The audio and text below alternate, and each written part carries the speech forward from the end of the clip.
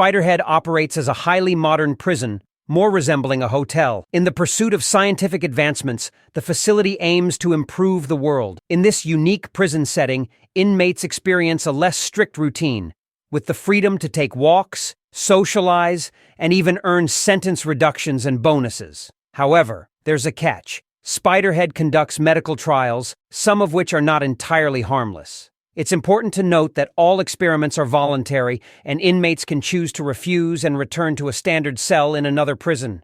Ray, one of the inmates, participates in an experiment where he sits in front of a mirrored window.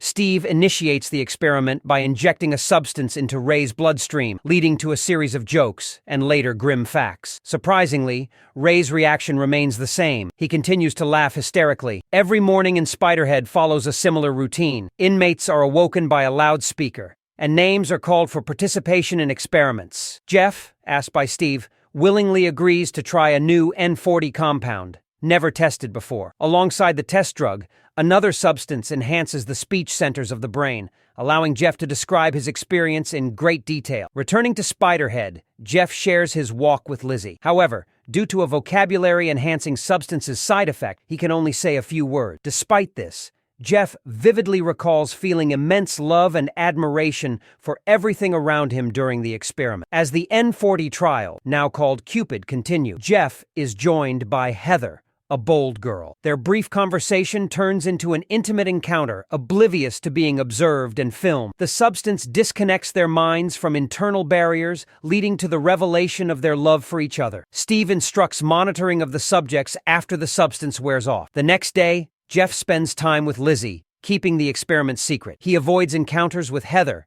and the awkwardness between the couple grows. The cycle repeats as Jeff undergoes the Cupid experiment once again. In this latest experiment, Jeff receives a double dose of the substance, and instead of Heather, an older woman is present. Initially repulsed, Jeff's attitude changes once the substance takes effect, leading to a sudden display of affection. Uncomfortable with the situation, Jeff requests to be removed from the kitchen where he works with Lizzie. Steve brings Jeff to the laboratory, positioning him on the opposite side of the glass. To Jeff's surprise, both of his previous partners are in the experiment room. Steve gives Jeff the choice of which girl to administer a substance inducing fear and pain. However, Jeff is indifferent and cannot decide.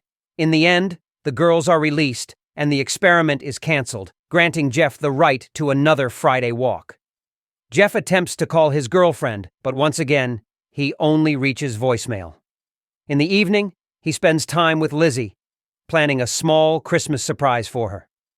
In the familiar laboratory chair, Jeff encounters Rogan, a massive inmate covered in tattoos. Recalling the previous days, Jeff refuses the experiment, and after a moment of silence, realizes that he and Rogan were partners with one of the female inmates. Confronting Steve, Jeff discovers Heather in the office and learns that she was supposed to choose between him and Rogan for medication. Steve shows a diagram of the planned connections under the drug's influence. Despite Jeff's complaints, Steve reminds him of the privileges in Spiderhead and suggests transferring to a regular prison if dissatisfied. Understanding the hint, Jeff calmly accepts his situation in the same room as Rogan. Steve goes on a weekend break, leaving Jeff to enjoy time on the mainland. The experiments continue, and Steve warns Jeff about administering darkened flocks to the girls as demanded by a certain committee. Despite Jeff's reluctance, Steve insists, emphasizing the privileges Jeff enjoys by cooperating. Reluctantly, Jeff agrees to administer the substance to Heather, leading to a distressed reaction. The experiment achieves its goal, and Steve plans to conclude it. A glitch occurs, and Heather loses control, grabbing a sharp object to free herself from the effects of Darkenflox. While Steven and Mark deal with Heather, Jeff notices the supervisor's lost keys and discovers a notebook containing records of upcoming experiments and a lottery ticket with the same numbers as the names of the administered meds. Realizing Steve is no longer behind the glass, Jeff locks the safe, concealing the exposed secret.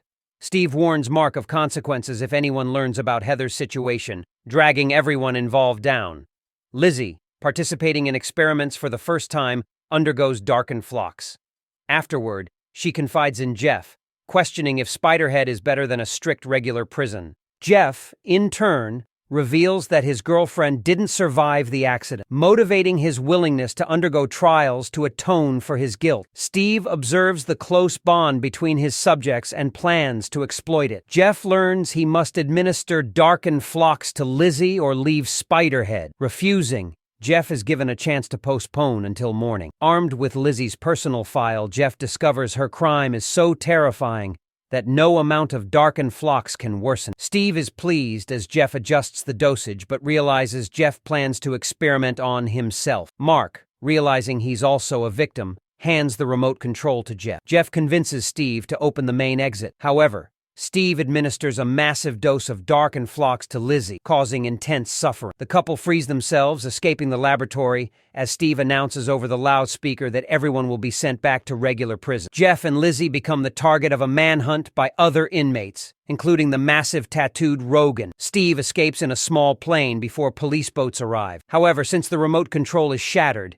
massive doses of meds are injected into Steve's bloodstream. A release of Cupid induces admiration, and Steve crashes the plane into a rocky island, seeing it as a paradise. Mark, on a police boat, witnesses the crash. Jeff and Lizzie hijack a boat, sailing away before the police arrive. Free and happy, the young couple only regrets that Steve didn't invent a substance for self-forgiveness, concluding the movie.